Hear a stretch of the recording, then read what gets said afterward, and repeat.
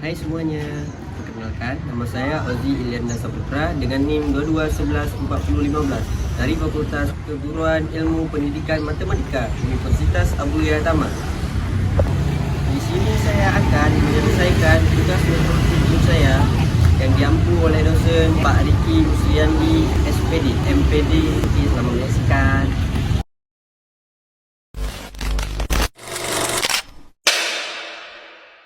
Assalamualaikum warahmatullahi wabarakatuh. Waalaikumsalam warahmatullahi wabarakatuh. Pagi anak-anak. Pagi Pak. Bagaimana kabarnya hari ini? Baik. Alhamdulillah. Baik, sebelum kita mulai pelajaran hari ini, mari kita berdoa terlebih dahulu. Bismillahirrahmanirrahim. Rabbi zidni ilman warzuqni faman amin. Baik, sebelum Bapak mulai pelajaran hari ini, Bapak akan mengabsen untuk pelajaran siswa dulu ya. Ya Pak. Kira-kira siapa yang hadir pada hari ini? Enggak Pak. Ada keterangan apa? Sakit. Ada lagi? Ikut. Keterangannya? Izin. Ada lagi? Enggak ada lagi Pak. Oh, berarti yang hadir pada hari ini cuma 2 orang ya? Ya Pak. Baik. Materi Bapak pada hari ini yaitu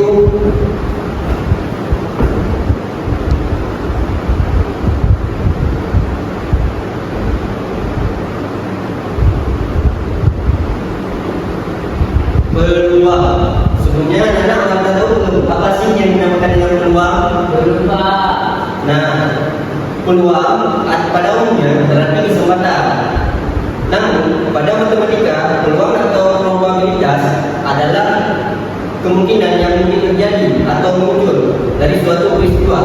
Peluang berdasarkan kejadiannya dibagi menjadi 2, yaitu 1. Distribusi peluang.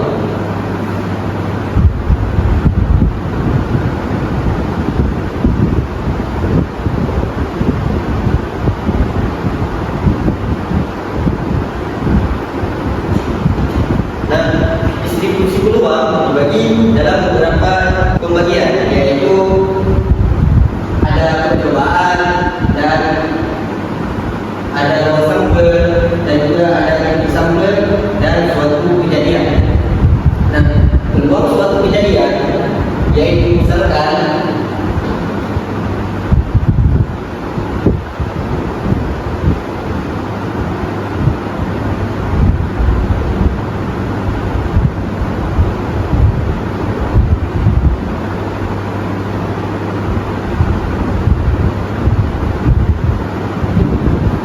merupakan suatu kejadian.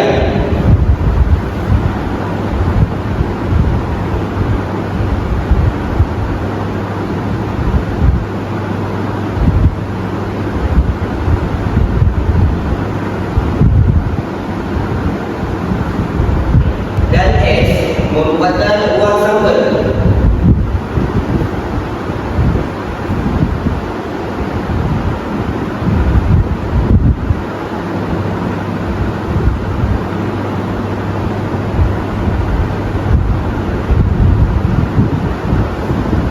Peluang kejadian A didefinikan sebagai rumus berikut.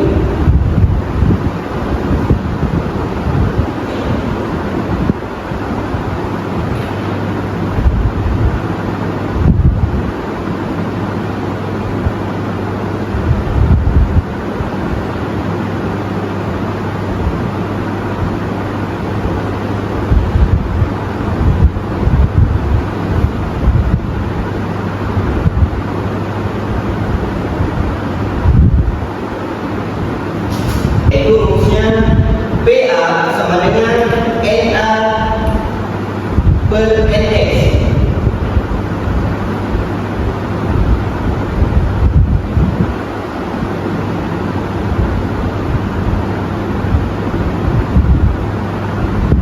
Berikut keterangannya. PA adalah peluang kejadian A.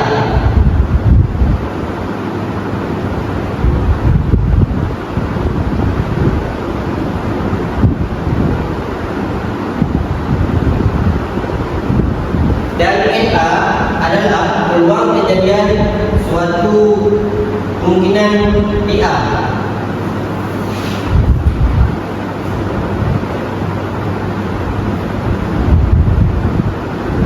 Atau banyaknya anggota A.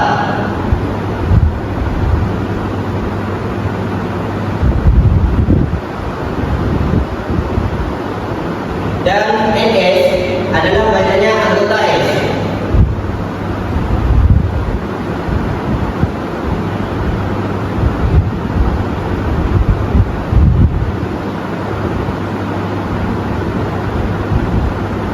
Baik, berikut Bapak jelaskan rumus peluang ya. Rumus peluang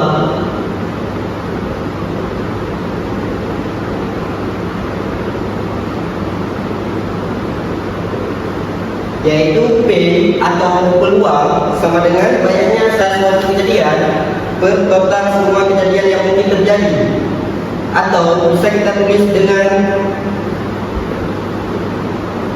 PA atau peluang A sama dengan NA atau banyaknya kemungkinan suatu kejadian dari A per NS atau banyaknya suatu kejadian di S.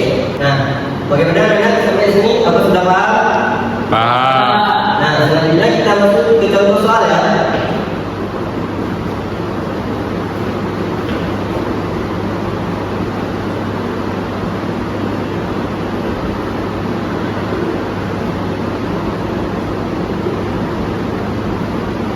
Sebuah tas berisi 12 kelereng yang terdiri dari 5 kelereng biru, 3 kelereng merah, dan 4 kelereng oranye. Dari tas tersebut akan diambil 1 kelereng. Berapa peluang terambilnya kelereng warna merah?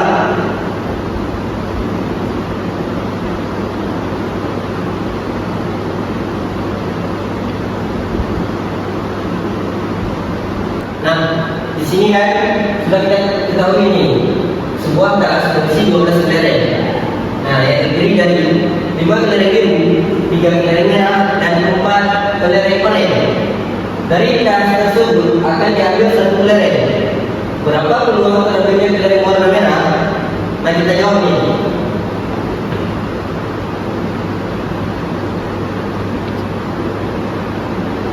Kita cari dulu nih apa yang kita tahu dari soal tersebut.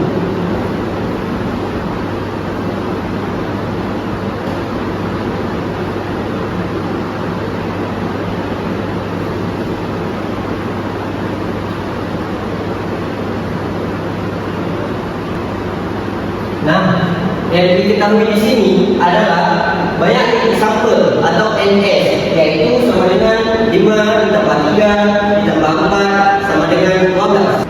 Dan yang diketahui kedua adalah banyak titik sampel kelereng merah atau NA sama dengan 3. Nah, di soal ini yang ditanya adalah berapa peluang terambilnya kelereng warna merah.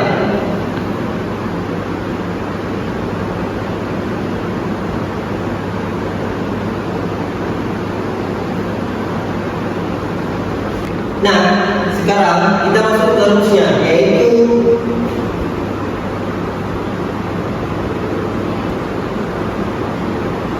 PA atau peluang A sama dengan NA atau banyaknya hasil di A per NS atau banyaknya hasil di S.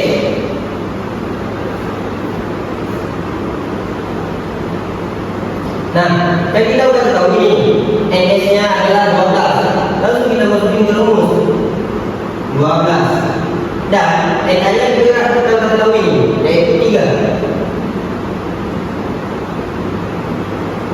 Jadi, kedua bilangan ini masih bisa dikecilin lagi. Bisa. Kira-kira dibagi angka berapa ya? Dibagi 3, Pak. Betul, dibagi 3. Jadi, angka ini sama-sama dibagi dengan 3. 3 dibagi 3 berapa, anak? 1, Pak. Betul sekali. 12 dibagi 3 berapa, anak? 4. Baik, betul sekali. Nah, di sini peluang terbeda kelereng warna merah yaitu 1/4. Nah, selanjutnya kita masuk ke peluang komplement suatu kejadian.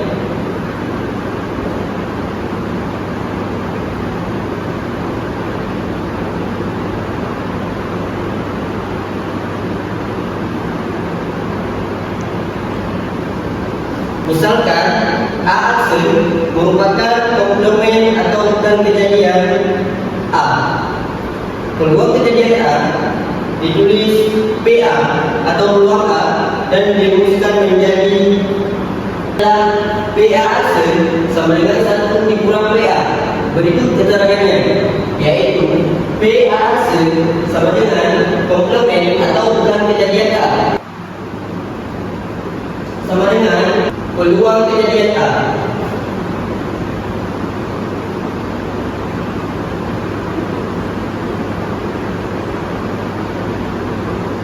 Berikut kita masuk ke contoh soal.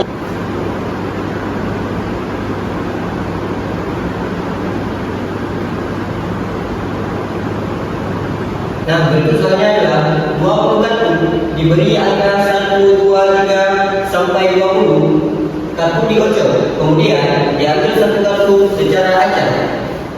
Tentukan peluang bahwa kartu yang terambil adalah kartu besar angka prima. Nah, berikut cara penyelesaian soal ini, yaitu kita ketahui dulu nih apa yang diketahui dari soal berikut ini.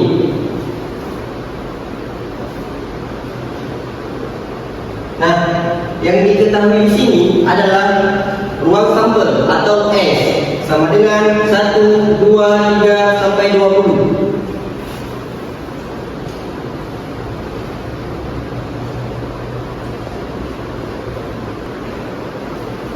Maka NS atau angka yang ada di S yaitu sama dengan 20. Nah, selanjutnya kejadian terambil angka prima atau kita tulis NA sama dengan 2, 3, 5, 7, 11, 13, 17, dan 19. Nah, semua dari angka ini jumlahnya ada 8, yaitu 1, 2, 3, 4, 5, 6, 7, dan 8. Jadi, NA-nya adalah 8.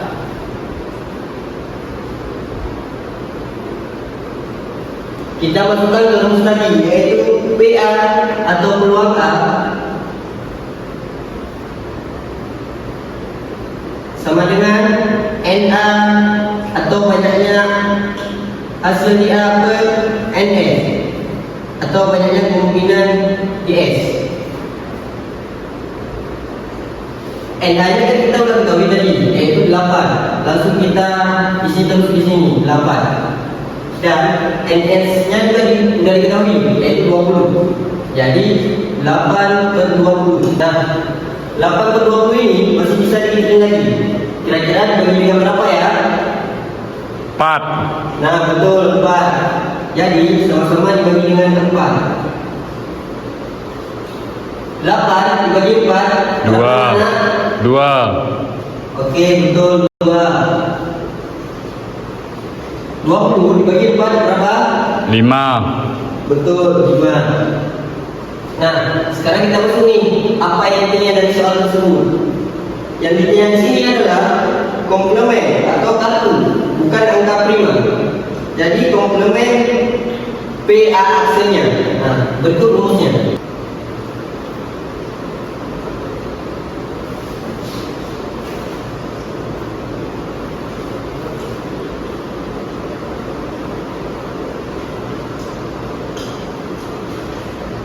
Nah, jadi rumusnya adalah PA aksen sama dengan 1 dikurang PA. Jadi 1 kurang PA-nya kan kita ketahui ini tadi, yaitu 2/5. Langsung kita isi di sini 2/5. Nah, cara perkaliannya adalah 1 dikali 2. Hasilnya berapa anak-anak? 2. Nah, betul, 2. Jadi 5 dikurang dari 2 hasilnya berapa? 3. Betul. Jadi hasilnya 3/5. Nah, sampai di sini anak-anak sudah paham? Sudah, Pak. Nah, selanjutnya kita masuk ke frekuensi harapan. Frekuensi harapan adalah kejadian A merupakan banyaknya kejadian A yang diharapkan dalam beberapa kali percobaan. Berikut rumusnya.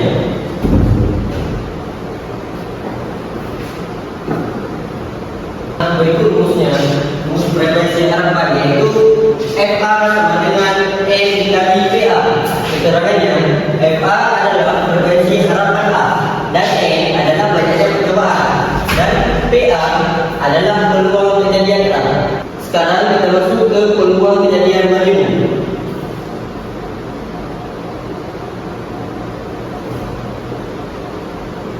Peluang kejadian majmuk dibagi menjadi beberapa peluang, yaitu satu, peluang dua kejadian saling lepas.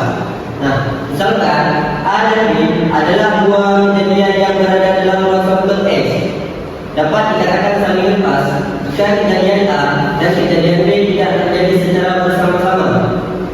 Berikut rumus dari peluang dua kejadian saling lepas, yaitu rumusnya P dalam kurung A B sama dengan PA ditambah PB. Berikut keterangannya, PA adalah peluang kejadian A dan PB adalah peluang kejadian B dan PAB adalah peluang kejadian A atau B. Nah, selanjutnya kita masuk ke peluang dua kejadian tidak saling lepas. Misalkan A dan B adalah dua kejadian yang berada dalam ruang sampel X. Dua kejadian A dan B dikatakan tidak saling lepas jika kejadian A dan kejadian B dapat terjadi secara bersama-sama atau dapat ditandai dengan kata dan. Berikut rumusnya. Berikut rumus peluang dua kejadian tidak saling lepas, yaitu PAB sama dengan PA ditambah PB dikurang PANB. Keterangannya, PA sama dengan peluang kejadian A dan PB sama dengan peluang kejadian B dan PAB adalah peluang kejadian A atau B, dan yang terakhir yaitu PANB adalah peluang kejadian A dan B. Baik anak-anak, bagaimana sampai sini sudah paham? Sudah, Pak. Baik, kalau sudah paham, untuk kita akhiri untuk tugas nanti akan membuat ini ya. Ya, Pak. Nah, berikut kesimpulan dari materi Bapak pada hari ini, yaitu satu, peluang adalah ukuran kemungkinan suatu peristiwa terjadi, dinyatakan dengan bilangan antara 0 dan 1. Semakin mendekati 1, semakin besar kemungkinan peristiwa tersebut terjadi. 2. Ruang sampel atau S adalah himpunan semua hasil yang mungkin dari suatu percobaan. 3. Titik sampel adalah setiap elemen dalam ruang sampel. 4. Peristiwa atau event adalah himpunan bagian dari ruang sampel, yaitu hasil yang diinginkan dari suatu percobaan. 5. Peluang suatu peristiwa A atau PA dihitung dengan rumus PA sama dengan jumlah anggota ruang sampel per jumlah anggota ruang sampel. 6. Ciri-ciri peluang. Jika PA sama dengan 0, peristiwa A tidak mungkin terjadi. Jika PA sama dengan 1, peristiwa A pasti terjadi. Jika 0 lebih dari PA atau lebih dari 1, peristiwa A mungkin terjadi. 7. Hukum peluang gabungan. Peluang A atau B atau PAB sama dengan PA ditambah PB dikurang PA dan B. Dan yang terakhir yaitu peluang A dan B jika ini sama dengan PANB sama dengan PA dikali PB. Nah, sekian materi dari Bapak hari ini. Lebih dan kurang Bapak mohon maaf. Wabillahi taufiq wal hidayah. Assalamualaikum warahmatullahi wabarakatuh. Waalaikumsalam warahmatullahi wabarakatuh.